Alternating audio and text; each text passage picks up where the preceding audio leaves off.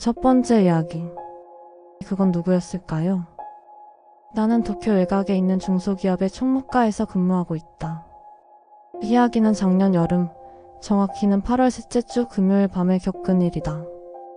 그날은 다른 팀이 주관하는 야근 업무 지원이 있어 본래보다 늦게까지 사무실에 남아 있었다. 퇴근 도장을 찍기 위해 출입카드 단말기를 찾았을 때 내 이름 옆에 찍힌 기록이 눈에 들어왔다. 퇴근 완료. 오후 8시 37분. 그건 내가 아직 자리에 있던 시간이었다. 처음엔 단순한 기계 오류인 줄 알았다. 간혹 중복 태깅으로 잘못 찍히는 경우도 있으니까. 하지만 확인을 위해 1층 관리실에 내려가자 담당 직원이 고개를 갸웃하며 내게 물었다. 유리씨 퇴근하고 다시 올라오신 거예요? 아니요, 아직 퇴근 안 했는데요. 그러면 이상한데요. 분명히 8시 37분에 정문을 나가신 걸로 되어 있어서요. 그는 출입 기록 화면을 보여줬다. 그곳엔 내 이름과 퇴장 시각이 선명하게 남아 있었다. 같은 팀 동료도 그 시간까지 내 자리에 불이 켜져 있었다고 증언했다. 나도 확실히 기억한다. 정리 중인 서류 더미를 만지고 있었고 뒷좌석 선풍기의 바람이 계속 등을 스치고 있었다. 나는 물었다. 혹시 CCTV 확인 가능할까요? 관리자는 약간 망설였지만 그날은 특별히 퇴근 기록이 꼬였다는 이유로 확인을 허락해줬다. 엘리베이터 앞 CCTV에는 분명 내가 서 있었다. 흰 셔츠에 검은 슬랙스, 노트북 가방. 내가 그날 입었던 복장 그대로였다. 카메라 속 나는 엘리베이터 문이 열리자 타고 들어갔다. 그리고 단 한 번도 고개를 들지 않았다. 영상 내내 내 모습은 고개를 살짝 숙인 채 시선을 바닥에 둔 채로 움직이고 있었다. 엘리베이터 문이 닫히는 직전 순간적으로 고개가 들렸다. 카메라가 정확히 내 얼굴을 담은 것은 단 몇 프레임. 그런데 이상했다. 그 얼굴은 분명 내 얼굴이었지만 어딘가 딱딱하게 고정된 표정이었다. 눈은 분명히 카메라를 보았고 입꼬리는 미세하게 아니 부자연스럽게 올라가 있었다. 며칠 뒤 나는 다시 관리실에 문의했다. 그날 CCTV 영상 혹시 다시 볼 수 있을까요? 직원은 곤란한 표정을 지으며 말했다. 죄송합니다. 일주일 주기로 자동 삭제되는데 하필 그날 영상 파일에 문제가 있어서 백업도 못했어요. 그날 이후 출입 기록도 이상하게 꼬였는지 내 퇴근 도장이 잘 찍히지 않았다. 결국 내 출입 카드를 새로 교체하게 되었고 사유는 중복 기록 오류로 처리되었다. 지금도 야근이 길어지는 날이면 나는 그날의 8시 37분을 떠올린다. 그 시간 이후에 기억이 자꾸 흐릿해진다. 사무실 불을 끄고 나올 때 어딘가 이미 나간 적이 있는 느낌이 든다. 어떤 날은 회사 근처 편의점 앞을 지나가다가 익숙한 뒷모습이 멀어지는 걸 본 적도 있다. 하지만 돌아봤을 땐 아무도 없었다. 그날 퇴근 도장을 찍은 건 정말 나였을까? 아니면 나처럼 보이는 누군가였을까? 두 번째 이야기. 누가 전화한 거야? 도쿄 외곽의 한 사무실에서 일하던 작년 가을 이상한 일이 있었다. 나는 평소 업무 외에는 동료들과 따로 연락하지 않았다. 퇴근 후엔 휴대폰도 잘 보지 않는 편이다. 그날 아침 자리에 앉자마자 옆자리 동료가 물었다. 어젯밤에 전화 왜 했어요? 나는 당황해서 말했다. 전화요? 전 안 했는데요. 그 동료는 휴대폰을 보여줬다. 통화 수신 기록. 밤 11시 42분. 내 이름이 찍혀 있었다. 심지어 1분 18초간 통화를 했다고 한다. 기억 안 나세요? 출근 중이라고 했잖아요. 나는 얼른 내 휴대폰을 확인했다. 하지만 그 시간 아무런 발신 기록이 없었다. 심지어 내가 그 시간엔 이미 집에 있었고 폰은 침대 옆에 충전 중이었다. 동료와 대화를 나누던 중 더 이상한 점이 있었다. 통화 내용이 내가 생각하던 멘트들과 완전히 일치했던 것이다. 조금 늦게 들어갈 것 같아. 먼저 커피 좀 부탁해요. 이건 평소에 내가 자주 쓰던 말투였다. 심지어 커피를 부탁하는 표현까지 똑같았다. 나는 그 말을 평소 자주 하긴 했지만 어젯밤엔 누구에게도 하지 않았다. 더 확실히 하기 위해 회사 내선 시스템의 로그를 조회해봤다. 그런데 그 시간 회사 시스템상 내 번호로 걸려나간 기록 자체가 없었다. 심지어 사무실은 저녁 8시 이후 전원이 내려가게 되어 있었다. 내선 통화가 가능한 환경이 아니었다. 나는 휴대폰을 다시 확인했다. 그날 밤 아무런 알림도 없었고 어떤 앱에도 접속한 흔적이 없었다. 며칠 뒤 또 다른 동료가 물었다. 미즈노 씨 새벽 2시에 메시지 왜 보낸 거예요? 나는 또 놀라서 말했다. 새벽 2시요? 그 시간에 전 자고 있었어요. 그 동료는 문자 메시지를 보여줬다. 간단한 한 줄이었다. 오늘은 내가 맞았어. 괜찮을 거야. 희한하게도 그 메시지는 내 휴대폰의 발신 기록에도 남아있었다. 단 한 번 자동 저장된 것처럼. 그런데 나는 그 문장을 본 적도 보낸 기억도 없었다. 그날 밤 찝찝한 마음에 휴대폰을 초기화하려고 백업 파일을 정리하던 중이었다. 음성 메모에 하나의 파일이 남아있었다. 생성 시간은 메시지를 보낸 바로 다음 날 새벽 27분. 파일을 재생하자 분명 내 목소리였다. 오늘은 내가 맞았어. 이번엔 괜찮아. 그 말 뒤로 무언가 스치는 소리가 들리다 끊긴다. 나는 그 파일을 삭제하려 했다. 하지만 시스템 오류가 떴다. 파일이 삭제되지 않았다. 그날 이후 나는 스마트폰을 다시 믿지 않는다. 그리고 가끔 문득 생각난다. 그 음성 파일 속 목소리는 분명 내 것이었지만 그날 나는 아무 말도 하지 않았다는 것을. 세 번째 이야기. 기억나지 않습니다. 내가 이를 겪은 건 작년 10월.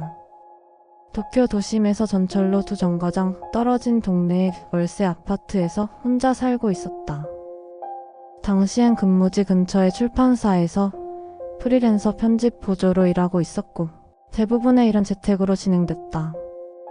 특별히 외부와 연락할 일도 드물었다. 그날도 늦은 오후까지 조용히 문서 정리를 하다 우편함을 확인하려고 잠깐 외출했다가 돌아온 뒤였다. 현관문을 여는 순간 무언가가 미세하게 바뀌어 있다는 걸 느꼈다. 전등은 꺼진 채였다. 커튼도 그대로였고 창문도 닫혀 있었다. 하지만 책상이 어땠더라? 나는 출발하기 전 마우스를 키보드 오른쪽에 뒀던 기억이 분명했다. 그런데 지금은 마우스가 왼쪽에 놓여 있었다. 컴퓨터도 꺼져 있었고 프로그램도 종료된 상태였다. 이상했다. 내가 직접 끄지 않았던가? 서랍 하나가 살짝 열려 있었다. 내용물은 그대로였지만 정리된 방식이 조금 어긋나 있었다. 누군가 들어온 건 아닐까? 처음엔 그 생각이 스쳤다. 하지만 열쇠는 내가 들고 나갔고 도어락 로그에도 이상은 없었다. 조금 찝찝했지만 기분 탓이라 생각하고 넘어가려 했을 무렵이었다. 폰을 충전기에 꽂으려다 잠금 화면의 알림을 보고 멈췄다. 부재중 전화일 건. 아버지. 시각은 오후 4시 31분. 하지만 우리 아버지는 3년 전 돌아가셨다. 내 연락처에는 여전히 아버지 번호가 저장돼 있었지만 그 번호는 해지된 지 오래다. 기록에는 전화가 걸려온 것으로 되어 있었고 통화 시도 후 3초 만에 끊긴 것으로 표시돼 있었다. 그날 밤 휴대폰의 통화 앱을 정리하다 최근 재생 항목에 이상한 항목이 하나 있는 걸 발견했다. 나는 음성 메모를 재생해봤다. 소리는 잡음이 심했고 무언가 노이즈 뒤로 들리는 말소리가 있었다. 낮은 남자의 목소리였다. 또박또박하게 말하진 않았지만 내가 들어본 기억이 있는 음색이었다. 일찍 왔다. 문은 잠겨 있었다. 그래도 괜찮았다. 그리고 마지막에 아주 작게 들린 목소리. 이번엔 잘 기억하고 있어야지. 나는 그 음성 파일을 지우려 했지만 파일을 찾을 수 없습니다. 라는 메시지만 떴다. 다시 들어보려 해도 이제는 목록에서도 사라져 있었다. 며칠 후 동네 편의점에서 물건을 계산하다가 점원이 나를 보며 말했다. 아, 어젯밤에도 오셨죠? 계산하시고 바로 나가셨잖아요. 나는 어젯밤 집 밖에 나간 적이 없었다. 지금도 가끔 문득 서랍 안에 놓여있는 내 다이어리의 날짜가 하루 앞서 있을 때가 있다. 다른 사람들은 내가 잘못 썼다고 말한다.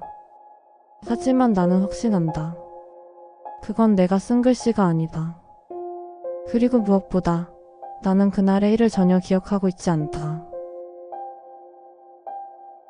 네 번째 이야기. 문이 열려 있었습니다. 작년 겨울 나는 사이타마 현의 한 조용한 주택가에 있는 원룸 아파트에서 지내고 있었다. 출판사 일을 관두고 잠시 프리랜서 일도 접은 상태라 외출은 거의 하지 않았고 대부분의 시간을 방 안에서 보냈다. 그날도 오후까지 집 안에 있다가 저녁 6시 무렵 잠깐 쓰레기를 버리러 나갔다. 눈은 내리지 않았지만 기온은 꽤 낮았고 바람도 조금 불었다. 쓰레기를 버리고 5분도 안 되어 돌아왔을 때 현관문 앞에서 멈칫하게 되었다. 문이 아주 조금 열린 상태였기 때문이다. 나는 평소 도어락을 자동 잠금으로 설정해 두고 있었다. 문을 닫고 나면 3초 후 자동으로 잠기고 확인음도 짧게 울린다. 그날도 나갈 때 분명 그 소리를 들었다. 잠긴 걸 확인한 뒤 복도 쪽으로 걸어갔던 것도 기억한다. 하지만 돌아왔을 때 문은 닫혀있지 않았다. 손잡이를 살짝 밀자 안으로 열렸고 안쪽은 캄캄했다. 가장 먼저 든 생각은 누군가 침입했다는 가능성이었다.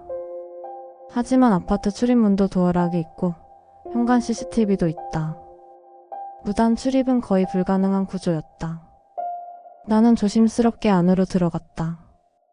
불은 꺼져 있었다. 방 안 공기도 차가웠다. 무언가 달라진 건 없었다. 조난당한 물건도 없었고 책상 위, 부엌, 서랍까지 전부 평소와 같은 상태였다. 단 한 가지. 컴퓨터 화면이 켜져 있었다. 절전 모드에서 깨어난 상태였고 메모장 창이 하나 떠 있었다. 내용은 단 한 줄이었다. 문은 잠겨있지 않았다. 나는 그 창을 켠 기억이 없었다. 파일 속성상 편집된 시간은 6시 10분. 내가 밖에 있었던 시간이다. 그날 밤 불을 다 끄고 누워있다가 이상한 기분에 다시 컴퓨터를 켰다. 그 파일을 다시 열었다. 이번엔 저장된 로그를 확인했다.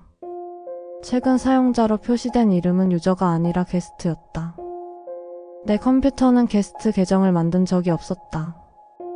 게다가 메모장에 이상한 점이 하나 있었다. 파일 이름은 처음엔 없었지만 저장 시 자동 생성된 제목이 2번째였다. 나는 이 컴퓨터의 첫 번째라는 파일을 만든 적이 없다. 며칠 뒤 위층에 사는 젊은 남성과 마주쳤다. 그는 나를 보자 조심스럽게 물었다. 죄송한데 혹시 며칠 전에 누군가랑 다퉜어요? 나는 고개를 저었다. 아니요. 전 누구랑도 같이 살지 않는데요. 그는 어색하게 웃으며 말했다. 그런데 밤에 문을 세게 닫는 소리가 몇 번 들리고 누가 벽을 손바닥으로 탁탁 치는 소리가 났거든요. 그래서 혹시 싸움이라도 있었나 해서요. 그날 밤 나는 일찍 잠들어 있었고 그런 소리를 낸 기억은 전혀 없었다. 며칠이 지나고 그 일은 잊히는 듯 했다. 하지만 어느 날 밤 침대에 누워 있을 때 복도 쪽에서 현관 도어락 열리는 소리가 들렸다. 삑 하고 짧은 음이 울리고 철문이 아주 천천히 열렸다 닫히는 소리. 나는 벌떡 일어나 문 앞으로 갔지만 문은 단단히 잠겨 있었다. CCTV 기록에는 아무도 지나간 흔적이 없었다. 그날 이후 나는 자동 잠금 설정을 아예 꺼버렸다.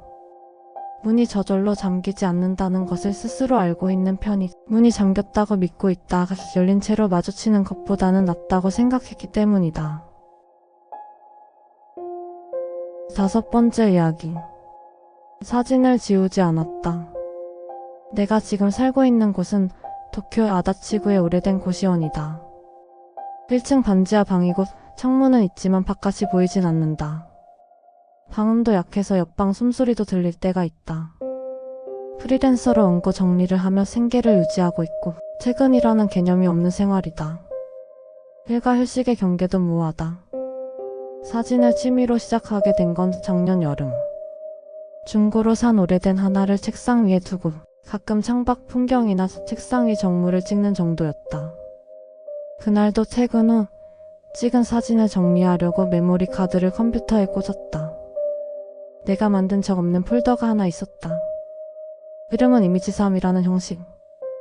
보통 내가 쓰는 이름 규칙과는 전혀 달랐다. 폴더를 열자 사진이 14장 있었다. 파일명은 순서대로 붙어 있었지만 썸네일이 전부 내 방 안의 모습이었다. 책상, 창문, 싱크대, 화장실 문 쪽. 심지어 내 침대 쪽을 향한 구도도 있었다. 한 장은 문이 열려있고 복도 불빛이 살짝 새어 들어오는 장면이었다. 내가 그 구도로 사진을 찍은 기억은 없다. 파일의 메타데이터를 확인했다. 날짜는 일주일 전. 시간은 새벽 2시 11분부터 2시 19분 사이였다. 그 시간 나는 자고 있었다. 카메라는 책장 위에 넣어두었고 셔터음을 들은 기억도 없다. 가장 마지막 사진에서 나는 몸이 굳었다. 침대 위에서 자고 있는 내 모습이 담겨 있었다. 사진 속 나는 등을 돌린 채 누워 있었고 사진은 분명 내 시선보다 높은 위치에서 찍힌 구도였다. 즉, 누군가가 내 방 안에서 서서 사진을 찍은 것이다. 나는 당장 파일을 삭제하려 했다. 하지만 시스템 오류가 떴다. 파일을 삭제할 수 없습니다. 파일이 사용 중입니다. 그래서 카메라 자체를 포맷하려 했다. 포맷은 완료되었지만 메모리 카드를 다시 컴퓨터에 연결하자 폴더가 다시 생성되어 있었다.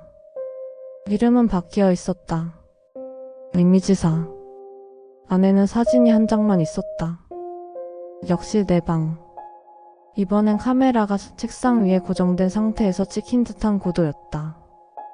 프레임 구석에 누군가의 손등이 아주 살짝 보였다. 나는 카메라를 더 이상 꺼내지 않았다. 하지만 문제는 그 사진들이 지금도 메모리 카드 안에 있다는 것이다. 며칠 뒤 컴퓨터가 꺼져 있음에도 불구하고 USB 연결음이 짧게 들린 적이 있었다. 아무 장치도 연결되지 않았는데 그날 이후 나는 책상 위 카메라를 서랍 깊숙이 넣어두었다. 지금도 나는 그 사진을 지우지 못했다. 누군가 다시 돌아올지 모른다는 생각이 들기 때문이다. 지우지 않은 게 아니라 못 지운 것일지도 모른다.